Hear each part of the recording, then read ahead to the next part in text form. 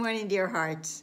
We're on lesson 77. I am entitled to miracles, and please subscribe.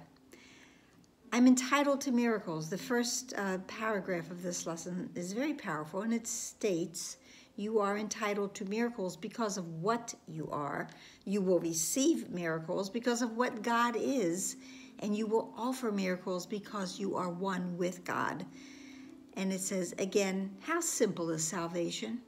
How simple is our freedom? This is where we find our freedom, with the recognition that miracles are our birthright. We are meant to be able to find out and know and identify our true self, big S self.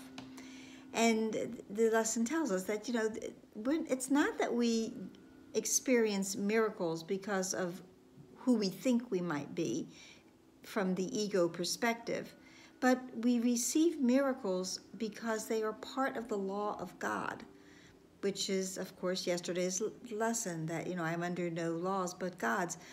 And God's laws guarantee that his child will find her way home. It's guaranteed.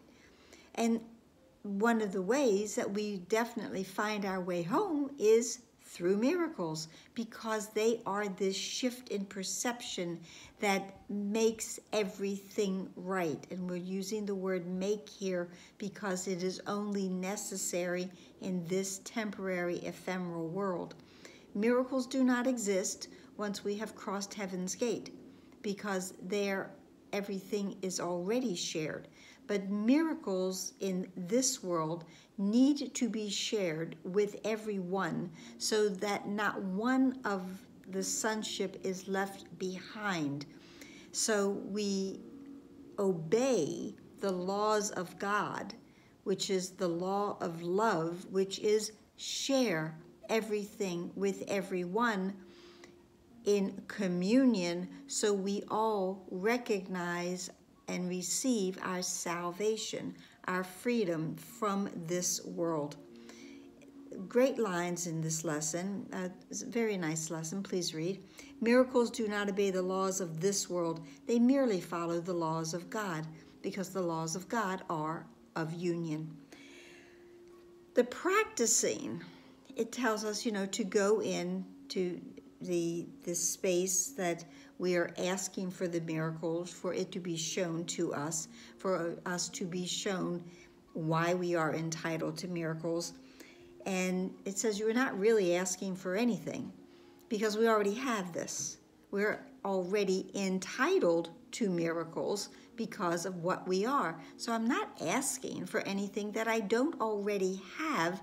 It's only I'm asking for something that I don't realize is mine. The practicing multiple times during the day are we to state, I am entitled to miracles, I am entitled to miracles. And of course, as usual, ask whenever any situation arises. Say I am entitled to miracles, and look for how this situation will be seen differently if I recognize the miracle within it. The end of the lesson says, remember not to be satisfied with less than the perfect answer, and be quick to tell yourself, should you be tempted, I will not trade miracles for grievances.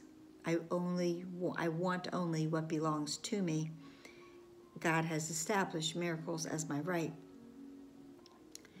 And these last two lines are the setup for tomorrow's lesson. It's beautifully done, the way this has been scribed to us and for us, because it just, again, it's weaving that tapestry in such perfect harmony. And it's consistent, it's constant, it makes sense. It gives us something that is practical and something that we can truly understand. So, I hope this helped. Please like, please share, please subscribe, please comment, please be here tomorrow and pray and pray and push and push. Namaste.